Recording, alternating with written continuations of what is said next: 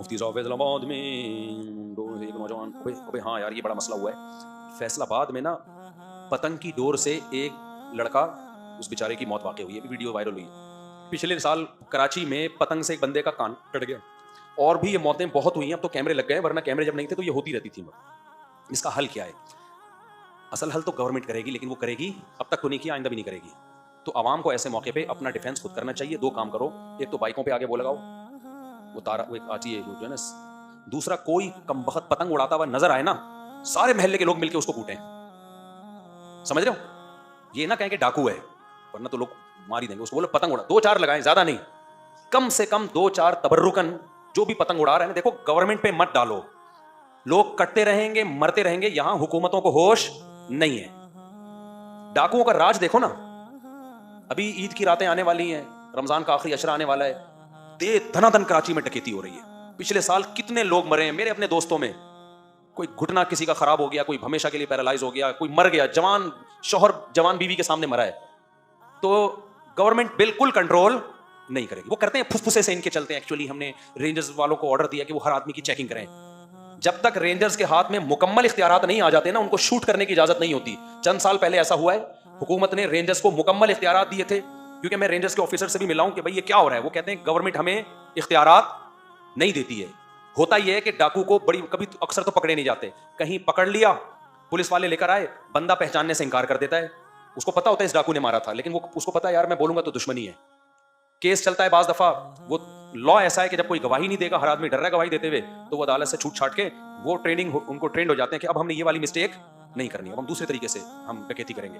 तो सिस्टम आपका वो डाकुओं की पैदावार में कमी के बजाय इजाफा कर रहा है। सिस्टम ऐसा है, वो कहता है कि जो डाकू नहीं भी हैं वो भी क्यों नहीं है, उनको भी चाहिए कि बने। सिस्टम बना रहा है डाकुओं को कम नहीं कर रहा। ऐसे मौके पे अवाम अपना डिफेंस जब तक खुद नहीं करेगी, या तो रेंजर्स को इख्तियारात दे दिए जाएं। मैं दावे से कहता हूं इंशाल्लाह 1 महीने में अमन कायम हो जाएगा। शूट करने की इजाजत दे दो रेंजर्स को, इजाजत दो भाई, जो नजर आ रहा है ना जहां भी उड़ा दो उसको। कोई पत्थर से ना मारे मेरे दीवाने को, बम का जमाना, उड़ा दो साले को। तो जब तक इस तरह कंट्रोल किसी एक पावर के हाथ में मुकम्मल नहीं आएगा, डाकुओं का कराची में राज रहेगा। और जब तक ये नहीं होता तो फिर अवाम अपना डिफेंस खुद करे। वो कैसे डिफेंस करेगी भाई?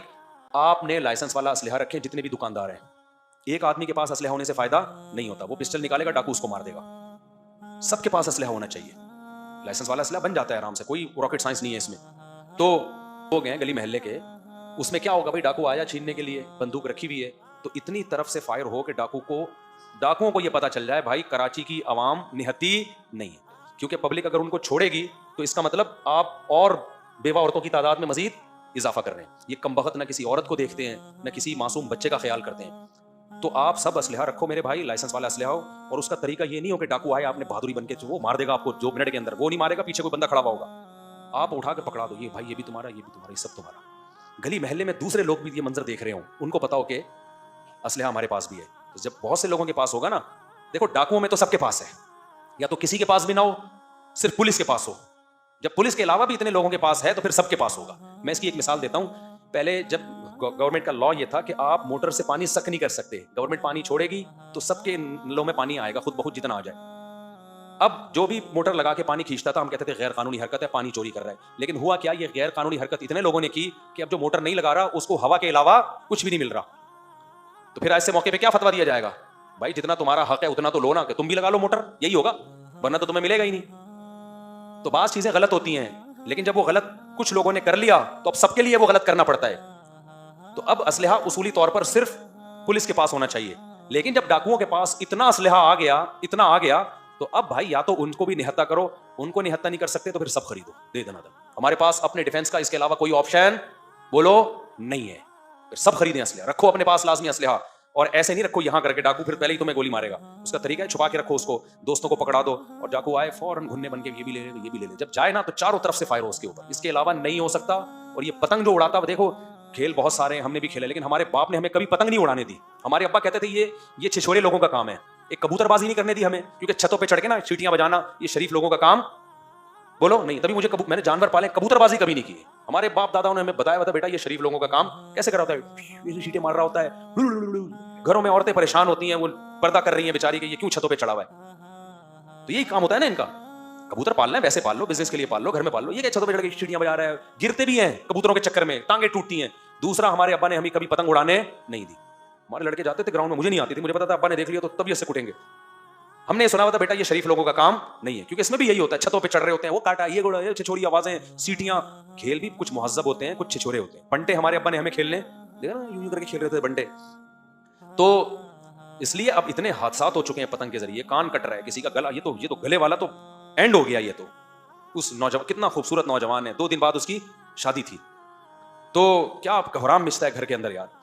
उसके बाद भी अगर कोई लाहौर में पतंग उड़ा रहा है, फैसलाबाद में पतंग उड़ा रहा है और लाहौरी आराम से घुन्ने बन के गुजर रहे हैं, तो फिर तुम सबकी गर्दनें काट देनी चाहिए पतंगों से काट काट के ना। ये कौम फिर इस काबिल है।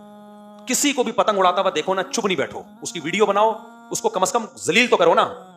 कोई भी पतंग बना रहा है, उड़ा रहा है ना, उसकी वीडियो बनाओ, डाल दो, बोलो ये देखो कमीना, इतने लोग मर गए हैं, कान कटे हैं लोगों के, गले कटे हैं, और इस कमीने को देखो क्या कर रहा है। मतलब लानते तो पड़े ना उसके ऊपर। हम थोड़ी कह रहे हैं कि उसको गोली से उड़ा दो, ऐसा ना कर देना कहीं, ये जायज नहीं है, लेकिन कुछ तो हो ना। हुकूमत भी कानून साजी जब ही करती है जब आवाम की तरफ से भरपूर एहतजाज होता है। ये जमहूरी हुकूमत है, इसमें हुकूमत आवाम को लेके नहीं चलती, पब्लिक हुकूमतों को लेके चल रही होती है।